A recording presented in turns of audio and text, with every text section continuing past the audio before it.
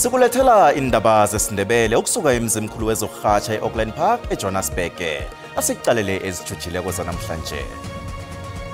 The argument that the mission is not well funded or is underfunded, therefore is devoid of the truth.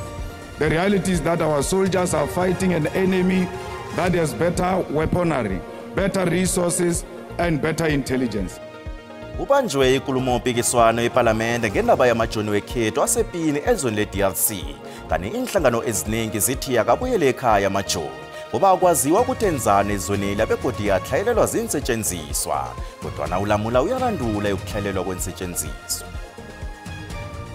The DA is fundamentally opposed to the act in principle, and we have been since 2018, because of the fact that it opens the door to power abuse. I-DA imangalele ekhotho urhulumente ngomthetho wokubuyiselwa kwenarha. Ithi umthetho lo uzokusetshenziswa ukukahlumeza abanye bathathelwe inarha bangabhadelwa. Well, treason carries the ultimate punishment, wherever it is. They must go to prison and face the consequences. Usihlalo we-MK Party uDr John Hlophe uthi akabotshwa amalunga we-AfriForum ngecala lokuvukela umbuso. Ngendaba yokutshela umengameli we-America uDonald Trump ukuthi bayakahlunyezwa nganeno. Kwaba kuhle ukuhlanganiswa zindaba kodwa ku-SABC1 ngesiNdebele. Lotshani.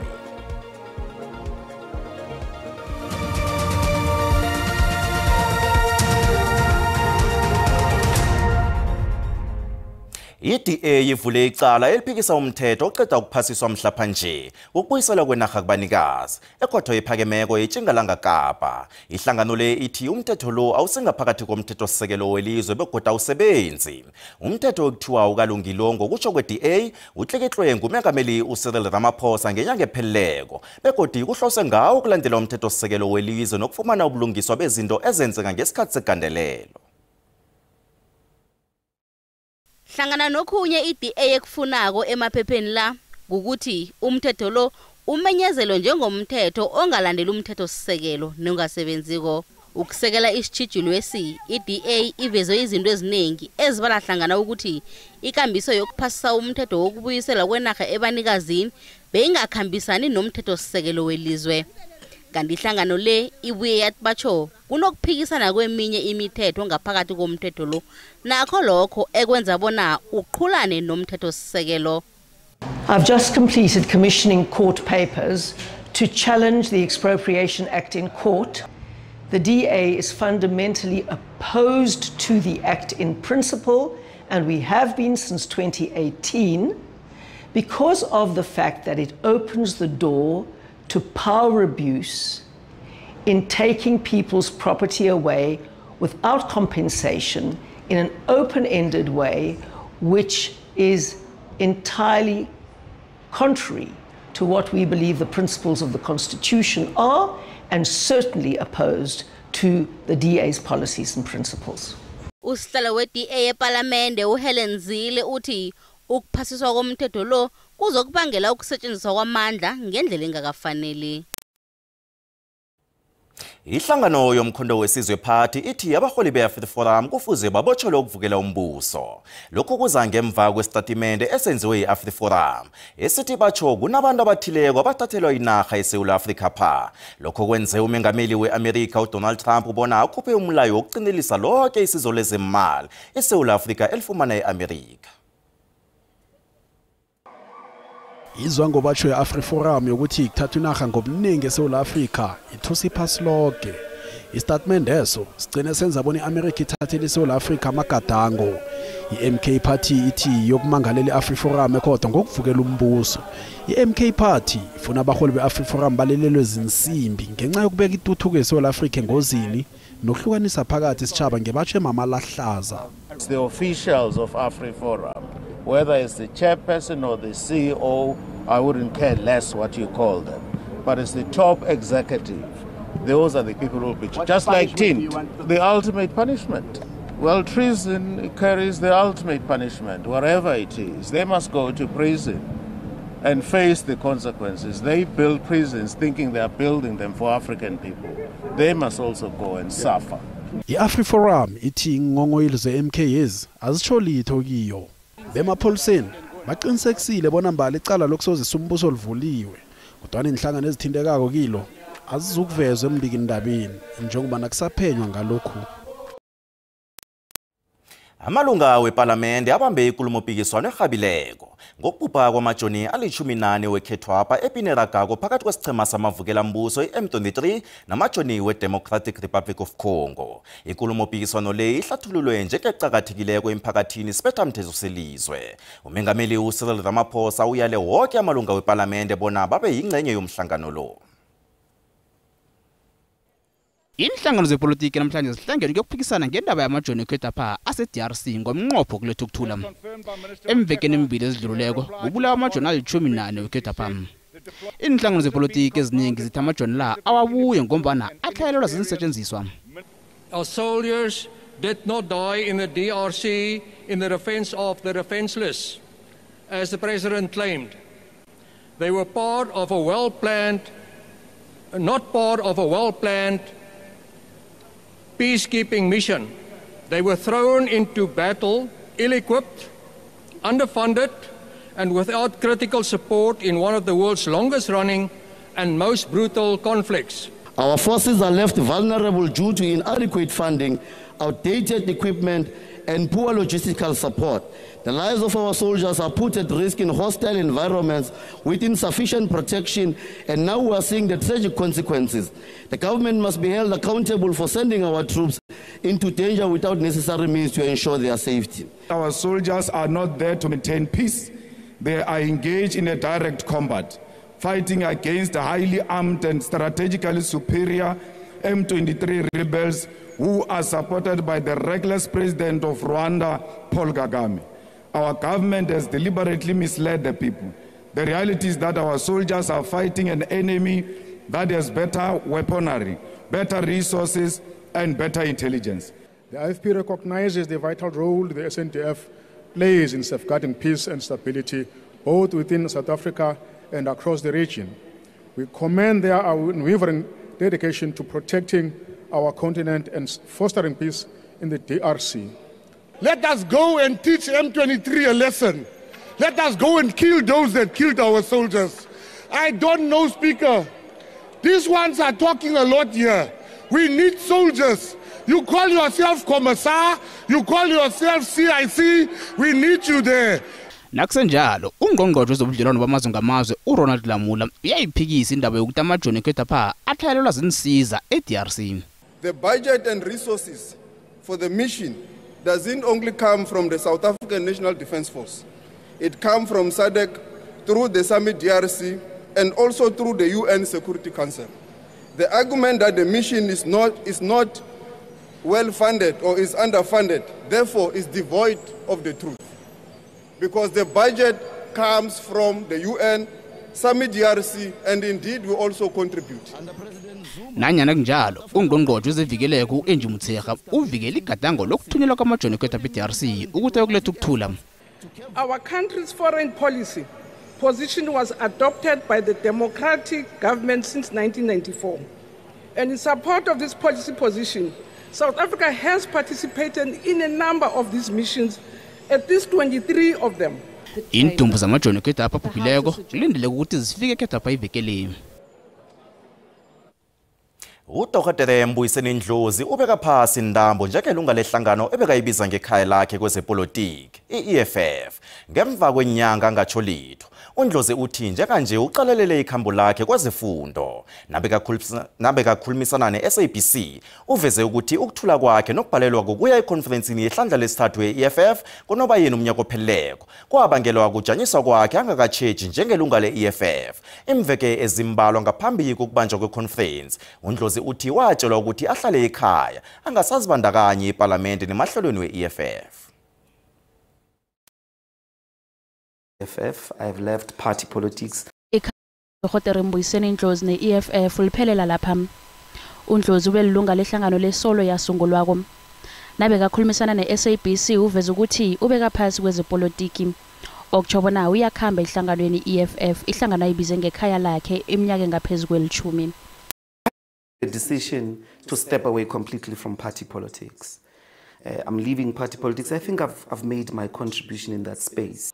uNdlozi waba mkhulumeli we-EFF wokuthoma welizwe lonke. uNdlozi uthi indlela ebeselaphathwa ngayo enyangweni ezidlulile kwezi beyingakalungi begodu ingakhambisani nemithetho nemigomo yehlangano le. uNdlozi akusilunga lokuthoma le-EFF elikhambileko ehlanganweni le.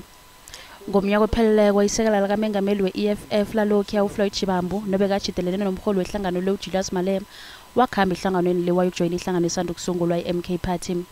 Ngemva kwesikhatshana walandelwa ngosihlalo we-EFF walokhu uDali Mpofu kunye nelinye ilunga uAdvocate Busisiwe Mkhwebane. uNdlozi uthi bengasimsebenzi yakhe ukwazisa ihlangano lengesiqundo sikaShivambu sokukhamba ehlanganweni le. The idea that I should have ran behind his back and informed other people or the leadership suggests that I'm an informant, a gossiper or a wedge driver. I am none of those. uNdlozi uthi akayokujoyina i-MK Party njengoba abantu abaningi bebacabanga.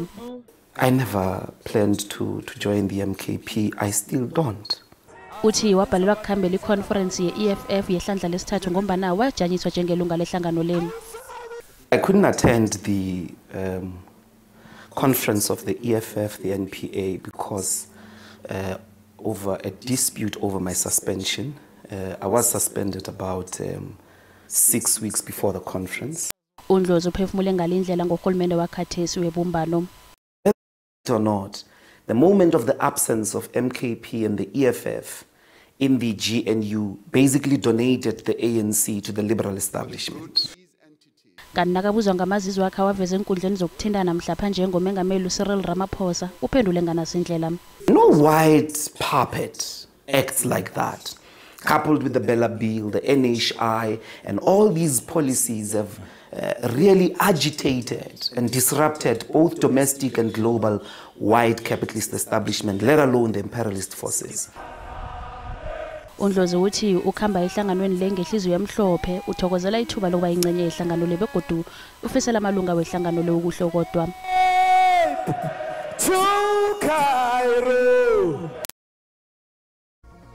Asiqale umbono wakho mbukeli ngale ndaba eceda ukuphela.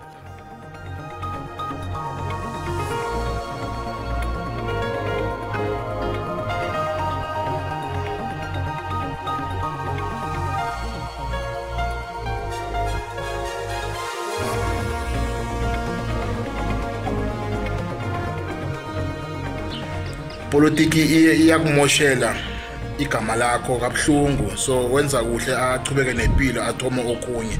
Lapha bekakhona bengakhona ukuphikisa ni ngoba wakhuluma songumuntu omumbi akayibambe njalo yena abhekane nefundo ngoba phela ipolitiki vele injalo. uNdlozi Msasazi ebelindelekile ukuba angemkana nini pha kwi-EFF futhi baninzi nabanye abazomlandela. Kuleze politiki kunobungozi kunongahloniphani akaqale into abest yiyo. Wenze into ehle khulu because ku-politician ngibona ngathi nawo ngana ifundo ayena future. Uyabona eqinisweni i-EFF ilahlelwe kakhulu ngodokotela uNdlozi. Noma nje bengashaya ngazi ukuthi mhlawumbe kwenzeka ngabe ukuthi kodwa ngampela ilahlekele umholi onohlonze. Hayi makahambe kahle uNdlozi uzilibazisile bekufanele bakudala wahamba. Kunehlangano politika yakiyo sewulalisinrethe mari khona enya yakiyo inhlangano politiki. Umbono onke wombukeli SABC ayizokuthweswa umlando wokuziphendulela ombono wombukeli. Amalunga womphakathi eRooipoort eMpumalanga yeJohannesburg athi azokraga nejima lokubhudulana nabamayini ngongemthetho abavaleleke emayini engasebenziko. Lokho kuvela ngemva kokuthi ijima lokubhudulana okuhlangula lijanyiswe. Besizo elihabako babhalelwe ukufumana abamayini ngongemthetho abaragaleleke emgodini ngemva kwamadina namhlanje. Nekubangele ukuthi lijanyiswe ijimeli ngenzathu zokuphepha. Ngempela veke abamayini ngokungemthetho bebakhamba baqala emayini engasebenziki eMpumalanga yeJohannesburg bagcina sele bazifumana bavaleleke ngemgodini ngemva kokuthi kudabuke intambo yomtchini ebebayisebenzisela ukungena ngemgodini. We received this call at around 2 yesterday, early hours of the morning. We immediately activated our search and rescue unit, working together with SAPS and also Gauteng Emergency Medical Services. kanti lithome namhlanje ekseni kugijima lokuhlangula nanyana libuye lajanyiswa nje. That area actually makes it dangerous for rescuers to continue along that shaft. So therefore we had to terminate our operation for safety reasons. Amalunga womphakathi nemindeni babuthene balinde ukuthi kukhutshwa abamayini ngokungemthetho abarageleleke ngemgodini.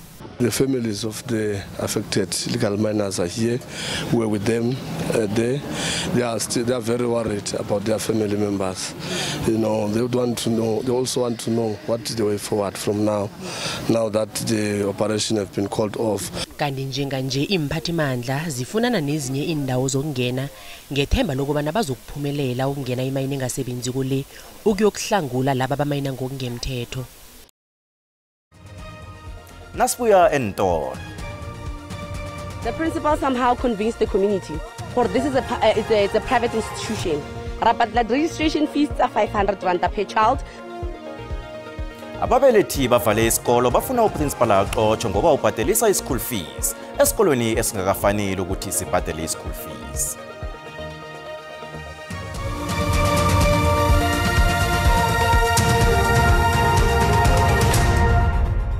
Siyakwamukela mbukeli esigabeni sesibili sendaba kanti indaba ezi ziyatholakala ku YouTube, SABC Plus, TikTok, X na ku Facebook.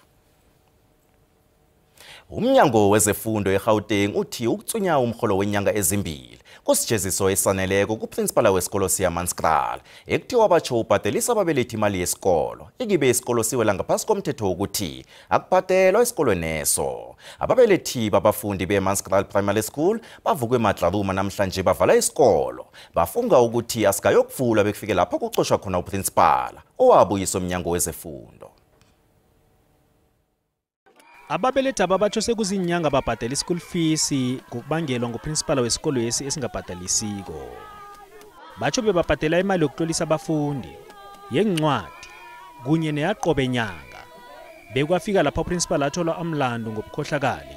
Principal somehow convinced the community, for this is it's a private institution. The principal somehow convinced the community that this is a private institution and they paid 500 registration fee per child. They also paid monthly school fees of 250 per month and 960 for stationery. The worst part of it, but history all the IDSOs, this is manager. He says he's a former cop and is able to investigate and says when he looks at all the managers and former IDSOs, that most of the managers brought to this school have a pending case where they come from. Why the district? I was surprised. She says, I was surprised when the principal opened a protection order for me. Principal ekhulunywa ngaye lo bekangaholi inyanga embili zonke ajanyisiwe ngonobangela okubhadelisa imali yokufunda esikolweni. Kodwa nomnyango wezefundo wambuyisa ngokuthi batsho akunafakazi ophathekako bokumthola anecala. The allegations of theft, there's no evidence that was found during our investigation. So the principal was never charged with any theft of any money. So it was only 3 counts, that is that of not following the policy when they decided to make parents to pay. Umabona ulemkisa ababelethi ukuthi ukuliya abafundi kulicala. Nanyana kunjalo ababelethi bathi isikole lesi sizokuvalwa bekube kumhla kukhamba uprincipal. Siyelelisa abanenhliziyo ezibuthakathaka ukuthi bachite ngoba indaba elandelako ingabaphatha kabuhlungu. Amalunga alichumi omndeni munye ahlangana nabongazimbi abali-13 ababhubhele engozini yekoloyi eyenzeke eHoedspruit eLimpopo ngempela veke. Umndeni uba urhulumente ukuthi abasize ngokungcwaba amalunga omndeni abo. Abongazimbi babhubhe ngesikhathi iteksi ichayisana neveni ubuso nobuso endleleni i-R40 ncange ePhaphama. Hlangana nabo kunomfundi obeka esikolweni. Iphenyo eselelenziwe bekube nje ngale bangamathiwo ehlahlathisa umzimba. Lithi inkolo embili ezitshayisene ubuso nobuso. Abongazimbi abali-10 abebakhwele eteksini babhubhe khonokho kunye nabathathu ebebalayitshwe iveni. Abanye abathathu ababesevenini bagijinyiswe esibhedlela seMpumalanga. Bemindeni wabongazimbi bakhulele ezinhloko abazi ukuthi bathathe ini bayihlanganise nani. Umndeni kaKatlego Makine obekafunda ugrade 7 bathi bekawuzibandulela ukugijima esikolweni. BakwaMakine baloba amalungu amabili nakubalwa nomalume kaKatlego. Kanti imphathiswa zikahulumende zilindele ukuhlangana nemindeni yabongazimbi maduze.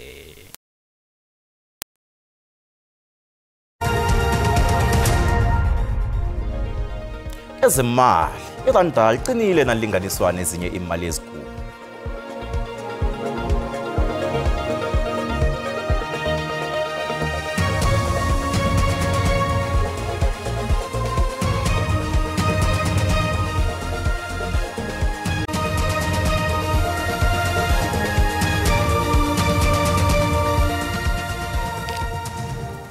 Siyathokoza asikulotshise mbukele ekhaya ngomvulo sicale lapha ubujamo bezulu sibona ke ngapha ngePumalanga angithi ngeJingalanga yenarha yeSouth Africa lithe ukuvula bese ke litholakala nge30% lapha eGqeberha nawuthi uyacala ke kusuka ngapha ngendaweni zangapha ngakubo East London uchinge lapha eDurban nangapha ngePitori kezinye indawo nangeMpumalanga ke nge60% nakileza indawo zakubo Phulukwane kusasa ke lokhu okubonako yikungu abantu bacheje khulu ekseni nabachayela kanti ke ngakulezi indawo zabo Bloemfontein litholakala ke nge30% sitholeke nesilemukiso lapha ke kunomoya omkhulu owenza bona ilwandle libe bukhali kusuka lapha eCape Town uchinge kezinye indawo zangaleke ngeJingalanga imjijo ke iduma kumbi kuboPitori nangale kubomayike ngale ngePhulukwane lizulu elithi ukuba likhulu kusasa nakhona ke sibona ke ngapha ngePhulukwane izulu liseselikhulu hle la ikhonakala umlilo wemango endaweni zangale ngeNorthern Cape lapha ke ilwandle lisesebukhali endaweni yangale ke ngeCape Town siyakusuduka ukwazi ukubona ukuthi ke amazinga okuchisa ngobusuku obu anjani Pitori ithe ukuphola nge18 lapha ke Johannesburg ngakumakhazana nge16 lapha ke eBedford West nakhona yi16 endaweni zalapha ke kubomthatha lithi 14 kumakhaza eRichards Bay ithi 21 lapha ke eDurban yi19 degrees Celsius Cape Town yona ke yi18 nawuthi uyaqala ke kusasa ngemva kwamadina sibona lapha ke iMahike nge29 sibone lapha eKimberley nge34 kuyatsho ukuthi kuyachisa lapha ke Uppington kuchise khudlwana nge37 kuthi lapha eFredendal nge40 liyababa ngapha ngePitori lifuthumele nge27 neJohannesburg nge25 kuthi ke kezinye indawo zangaleke ngakwaZulu Natal sibona liphole kamnandi asibona negodwa ngesikhathi esilandelako Dido